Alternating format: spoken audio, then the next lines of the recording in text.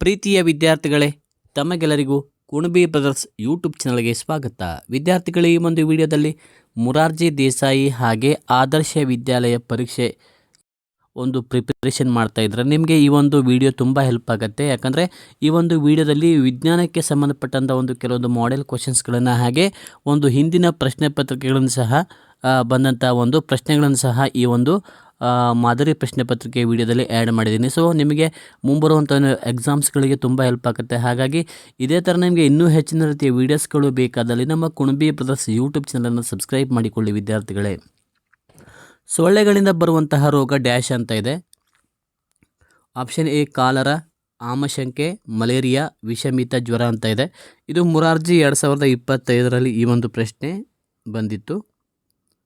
ಪ್ರಶ್ನೆ ಪತ್ರಿಕೆಯಲ್ಲಿ ಇದು ರಿಪೀಟ್ ಆಗಿತ್ತು ನೋಡಿ. ಇದು ಸೊಳ್ಳೆಗಳಿಂದ ಬರುವಂತಹ ರೋಗ ಅಂತ ಕೇಳಿದಾಗ ಮಲೇರಿಯಾ, ಹಾಗೆ ಡೆಂಗ್ಯೂ ಜ್ವರ ಇದು ಸಹ ಒಂದು ಸೊಳ್ಳೆಗಳಿಂದ ಬರುವಂತಹ ರೋಗ ಆಗಿದೆ.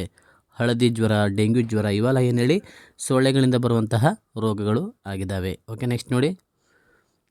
ನೆಕ್ಸ್ಟ್ ಕ್ವಶನ್, ಸ್ಪರ್ಶವನ್ನು ತಿಳಿಯುವಂತಹ ಮಾನವನ ಜ್ಞಾನೇಂದ್ರಿಯ ಯಾವುದು ಅಂತ ಕೇಳಿದ್ದಾರೆ. ಕಣ್ಣು, ಕಿವಿ, ಚರ್ಮ, ನಾಲಿಗೆ ಅಂತ ಇದೆ. ಇಲ್ಲಿ ಸ್ಪರ್ಶವನ್ನು ತಿಳಿಯುವಂಥದ್ದು ಪಂಚೇಂದ್ರಗಳು ಯಾವುದು ಅಂತ ಕೇಳಿದಾಗ ಕಣ್ಣು, ಕಿವಿ, ಮೂಗು, ನಾಲಿಗೆ, ಚರ್ಮ ಇವೆಲ್ಲ ಪಂಚೇಂದ್ರಿಯಗಳು. ಹಾಗಾದರೆ ಇಲ್ಲಿ ಸ್ಪರ್ಶವನ್ನು ತಿಳಿಯುವಂಥದ್ದು ಯಾವುದು ಕೇಳಿದಾಗ ಆಪ್ಷನ್ ಸಿ ಚರ್ಮ ಆಗುತ್ತೆ. ಆಪ್ಷನ್ ಸಿ ಸರಿಯಾದ ಉತ್ತರ ಆಗುತ್ತೆ. ಓಕೆ, ನೆಕ್ಸ್ಟ್ ನೋಡಿ. ಹಿಮದಲ್ಲಿ ಕಟ್ಟುವಂತಹ ಮನೆ ಡ್ಯಾಶ್. ಕಾಂಕ್ರೀಟ್ ಮನೆ, ಹಿಮ ಮನೆ, ಪಕ್ಕಾ ಮನೆ, ಈಗ್ಲೂ ಮನೆ ಅಂತ ಇದೆ. ಹಿಮದಲ್ಲಿ ಕಟ್ಟುವಂತಹ ಮನೆಗೆ ನಾವೇನಂತ ಕರಿತೀವಿ, ಈಗ್ಲೂ ಮನೆ ಅಂತೇಳಿ ಕರಿಬೋದು. ಆಪ್ಷನ್ ಡಿ ಸರಿಯಾದ ಉತ್ತರ. ನೆಕ್ಸ್ಟ್ ನೋಡಿ. ದ್ರವ್ಯದ 4ನೇ ಸ್ಥಿತಿ ಯಾವುದು? ದ್ರವ್ಯದ ಮೊದಲ ಸ್ಥಿತಿ ಯಾವುದು ಹೇಳಿ? ಘನ, ದ್ರವ, ಅನಿಲ. ಹಾಗೆ 4ನೇ ಸ್ಥಿತಿ ಬಂದುಬಿಟ್ಟು ನೋಡಿ, ಇದು ಪ್ಲಾಸ್ಮಾ ಸ್ಥಿತಿ.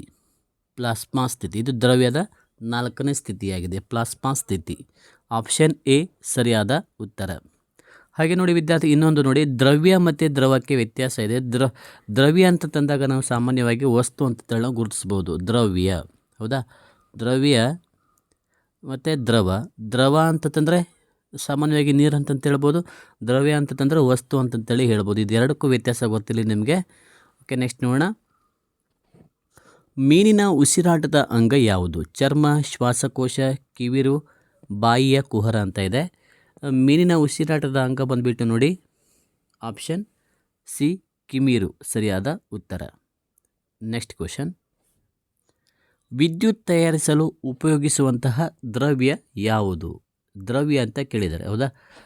ವಾಯು, ಹಾಗೆ ಜಲ, ಸೂರ್ಯ, ಮಣ್ಣು ಅಂತ ಇದೆ. ಈ ದ್ರವ್ಯ ಅಂತ ಕೇಳಿದಾಗ ನಾವು ಸಾಮಾನ್ಯವಾಗಿ ನಾವು ಆಪ್ಷನ್ ಬಿ ಜಲ ಅಂತೇಳಿ ನಾವು ಹೇಳ್ಬೋದು. ಆಪ್ಷನ್ ಬಿ ಸರಿಯಾದ ಉತ್ತರ. ಹುಣಸೆ ಹಣ್ಣಿನಲ್ಲಿ ಇರುವಂತಹ ಆಮ್ಲ ಯಾವುದು? ಟಾರ್ಟಾರಿಕ್ ಆಮ್ಲ, ಕಾರ್ಬನಿಕ್ ಆಮ್ಲ, ಫಾರ್ಮಿಕ್ ಆಮ್ಲ ಯಾವುದೂ ಅಲ್ಲ ಅಂತ ಇದೆ. ಟಾರ್ಟಾರಿಕ್ ಆಮ್ಲ ಅನ್ನೋದು ಇಲ್ಲಿ ಸರಿಯಾದ ಉತ್ತರ ಆಗುತ್ತೆ. ಹಾಗೆ ಇರುವೆ ಕಚ್ಚಿದಾಗ ನಾವು ಫಾರ್ಮಿಕ್ ಆಮ್ಲ ಬಿಡುಗಡೆ ಆಗೋದನ್ನು ನಾವು ಕಾಣ್ಬೋದು. ಫಾರ್ಮಿಕ್ ಆಮ್ಲ. ಹಾಗಾದರೆ ಈ ಹುಣಸೆ ಹಣ್ಣಲ್ಲಿರುವಂಥ ಆಮ್ಲ ಕೇಳಿದಾಗ ಟಾರ್ಟಾರಿಕ್ ಆಮ್ಲ. ನೆಕ್ಸ್ಟ್ ನೋಡಿ. ನೀರಿನ ಘನೀಕರಣದ ಬಿಂದು 100 ಡಿಗ್ರಿ ಸೆಲ್ಸಿಯಸ್. ಹಾಗೆ ಹಸಿರು ಕ್ರಾಂತಿ MS ಸ್ವಾಮಿನಾಥನ್, ಶ್ವೇತಕ್ರಾಂತಿ ಯಾರು ಅಂತ ಕೇಳಿದ್ದಾರೆ? ನರ್ಗಿಸ್ ದತ್, ನಾರ್ಮನ್ ಬೋಲಾರಂಗ್, ವರ್ಗಿಸ್ ಕುರಿಯನ್. ಹಾಗೆ ಯಾವುದಲ್ಲ ಅಂತ ಇದೆ. ಆಪ್ಷನ್ ಸಿ ಸರಿಯಾದ ಉತ್ತರ ಆಗುತ್ತೆ. ನಮ್ಮ ದೇಹದ ಬೆಳವಣಿಗೆಗೆ ಉಪಯುಕ್ತವಾದಂತಹ ಪೋಷಕಾಂಶ ಯಾವುದು? ಇದು ಸಹ ನೋಡಿ ವಿದ್ಯಾರ್ಥಿಗಳೇ, ಮೊರಾರ್ಜಿ ದೇಸಾಯಿ 2025ರಲ್ಲಿ ಇದರ ಮೇಲೊಂದು ಪ್ರಶ್ನೆ ಆಗಿತ್ತು.